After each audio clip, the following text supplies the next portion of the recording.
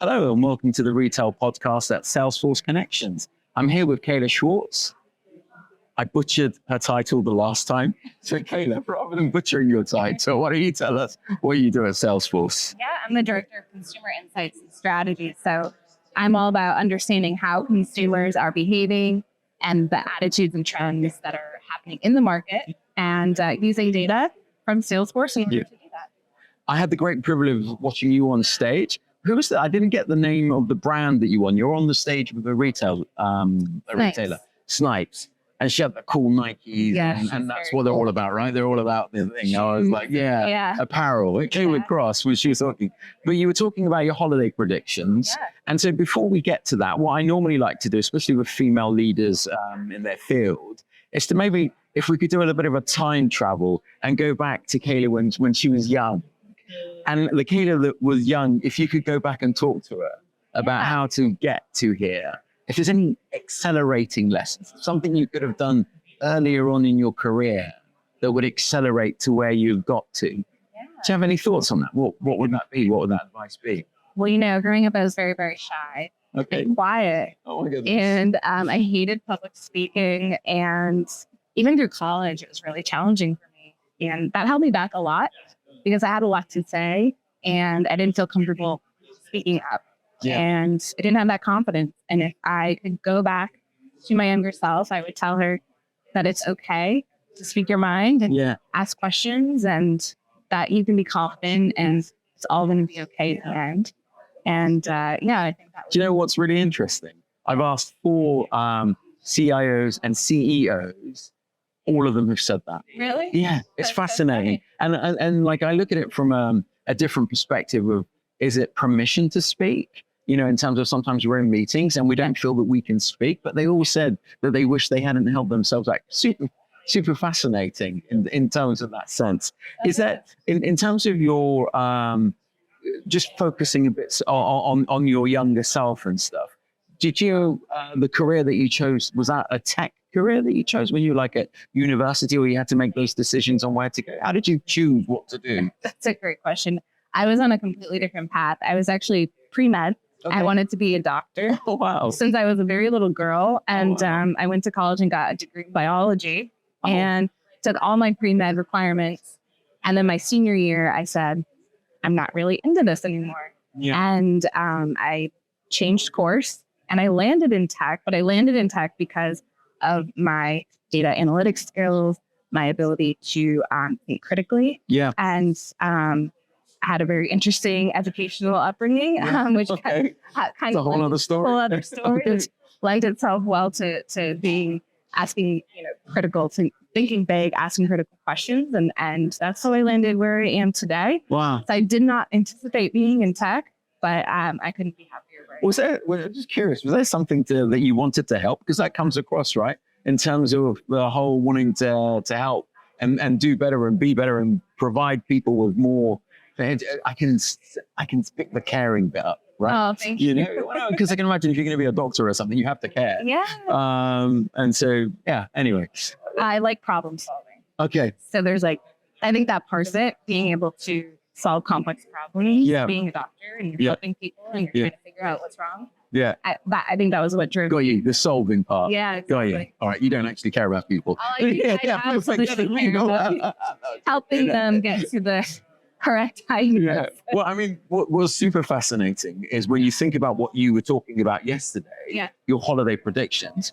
Holy moly, really difficult to sort of take a look into the looking glass, and you put some really big numbers up there. Yeah. So obviously a lot of the audience wouldn't have had a chance to be there, but I don't know if you don't mind maybe spending a few minutes and just taking us through your, top 5 predictions and the numbers.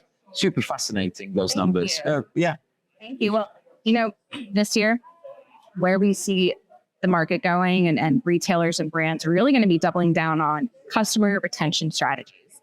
And we've done a lot of research on what is impacting customer behavior, what's driving customers to stay loyal to brands. And so when we looked at the trends in the broader market, we narrowed it down to 5 main themes. The first is all around generative and predictive AI, which is a hot topic. Yeah, for sure. Today, this conference, Sure.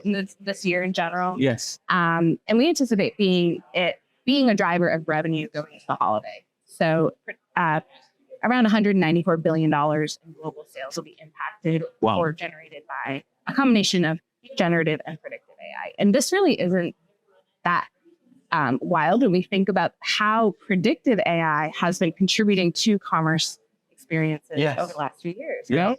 So last holiday, 15% of all digital revenue was generated by consumers buying a product that was recommended to them from an AI-powered product recommendation. Oh, wow. Okay. Yeah. So there's already a base that that's growing. Exactly. So it's just acceleration. It's acceleration. And I think, especially in retail, brands are experimenting with really cool new consumer-facing models using AI, and particularly around chatbots. It's going to be really cool to see how it plays out this holiday. Yeah. I think that's one area, especially when experience is going to drive consumer purchasing decisions. Yeah. Especially because we know more and more consumers are becoming comfortable with this technology, which is really cool. The second one is returns. So there were a lot of returns last holiday. I anticipate returns are going to continue to be an issue this holiday season, but where the issue lies is around return policies. Yeah. So we've seen a lot of brands are pulling back on these generous return policies and charging for returns. Yeah. I think those are going to have, I think where we see the challenges lie in there is just retailers not being clear about the policy. Got you. What we found in our research was that consumers are less concerned about having free returns and more concerned about having an understanding of that return policy before they place the order. Having it be clear, having it be reasonable, and knowing that they're going to get their money back. That was a big one. So refunds, knowing they're going to get that refund quickly and knowing that they can understand it. So the cost of the return isn't necessarily the issue. No. It's knowing that you can return. Exactly. And what the parameters of that. Exactly. And those were return refunds and return policy, just clarity were the two biggest things. Yeah. So based on that, we anticipate around 21% of online orders are at risk. And what we mean by at risk is that consumers might abandon their cart. Abandon baskets. Exactly. Or return a product and never come back again to that brand. In fact, 81% of consumers say that they'll stop doing business with the company altogether if they have just one bad return experience. Oh, wow. Yeah. Okay. So the stakes are really high. Yeah, sure. Especially if you're trying to build brand loyalty, right? Exactly. You've spent all that time engaging. You've got them to the website. You've got something in the cart. Exactly. Going off, do you have a fix? Is there a way that you remedy that? Yeah. Well, we did a lot of research on different types of return policies. The biggest thing that we saw brands and retailers doing was putting their return policies in the footers of their website. Got you buried. Buried. And so it's really hard to find. And I think the biggest fix is making it prominent, putting it on the product detail page, and making the language really clear. A lot of the language that we saw in these return policies was very legal. It was legal speak. And it wasn't necessarily consumer friendly. Sure. And so even if you did get to that part, that page, you might not have fully understood the terms. So just making it clear and making it easy to access. Fantastic. Okay. Number three. Omnichannel. Child countdown. And then number three, holiday predictions. 2023. Not 2023.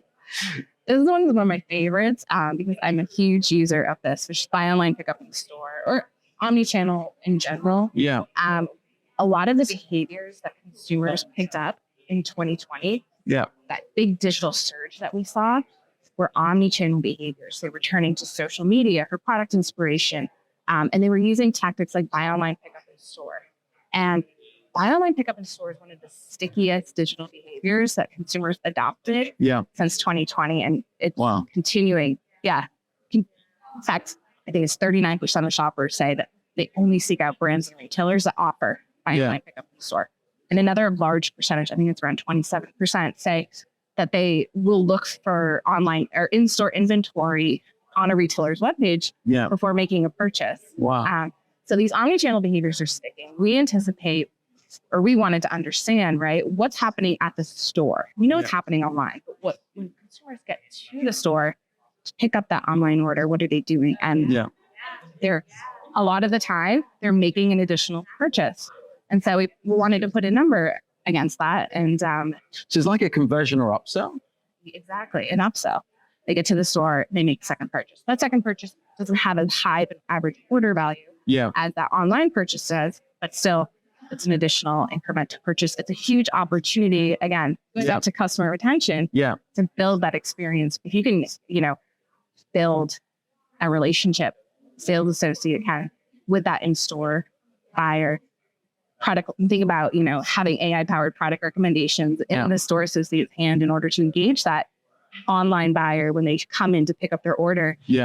Really powerful. So we anticipate around $28 billion of additional or incremental in-store purchases. That's super fascinating. I interviewed I don't know if she's gone, the lady from CIO from PacSun. Oh, I obviously being UK based, didn't know the brand, but I had to look at all of the stuff that they do.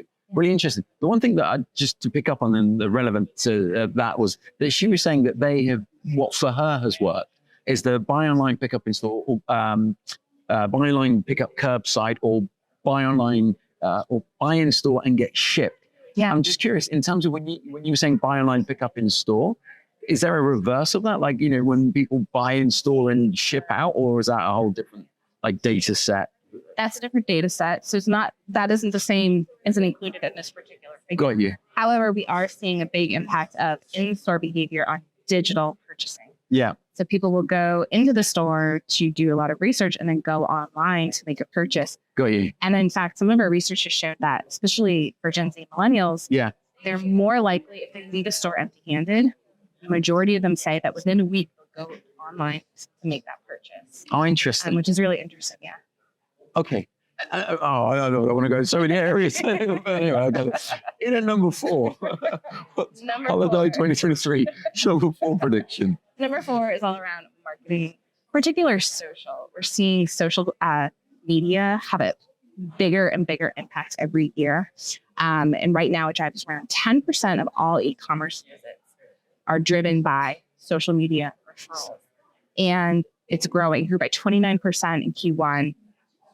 We anticipate when we look at what's actually influencing traffic, what tactics within social media are influencing consumer behavior. What we found, which was really interesting, it's not influencers. Even younger generations are not buying into influencer trends anymore. Oh, wow. It's more about advertising. Okay. And so consumers are much more likely to engage and trust in-feed advertisements than they are other types of marketing and influencer marketing. It's really interesting. Well, it's the whole t-shirt and tote bag that you can get. TikTok made me buy it. I mean, that's your in-feed advertisement. Exactly. So did you look at which, and I maybe you don't want to answer this, but in terms of which social platforms are crushing it in that sense, or should retailers, is there a piece of advice? Do I go off and integrate into Insta or TikTok, or do I build my own live commerce solution? I'm just curious. No, that's a great question. And that, I feel like, so on aggregate, we see that the majority of traffic coming from social media channels to e-com websites is driven by Facebook. However, that mix is changing. And so we're seeing more Instagram, we're seeing more TikTok. It's still heavily. It's US based then in that sense, or is that a global number? Well, more Europe and North America. Got you. I know Asia is more TikTok influence. But what I would say is if you are thinking about this for your brand, it's more important to look at your specific audience and where they are. Yes. We've talked a lot about embedding your brand on the channels and devices that your customers use. Absolutely. So looking at your audience and saying, okay, where is my audience today? And then engaging them on those channels. They're not going to follow you. You have to follow them.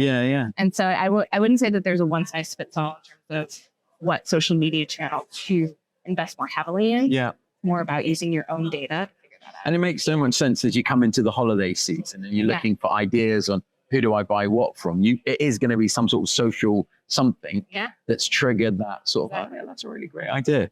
Okay. In at number 5 in 2023 prediction. It's all about resale. Okay. And so we asked or wanted to understand, how does the resale market fit into consumers' purchasing behavior? And while we found that a large percentage of consumers are buying resale for themselves, Yep. and also large, although it'll be a little bit smaller percentage, are planning on gifting resale for friends and family this upcoming holiday. Yeah. And we're seeing retail in the market continue to grow in terms of relevancy.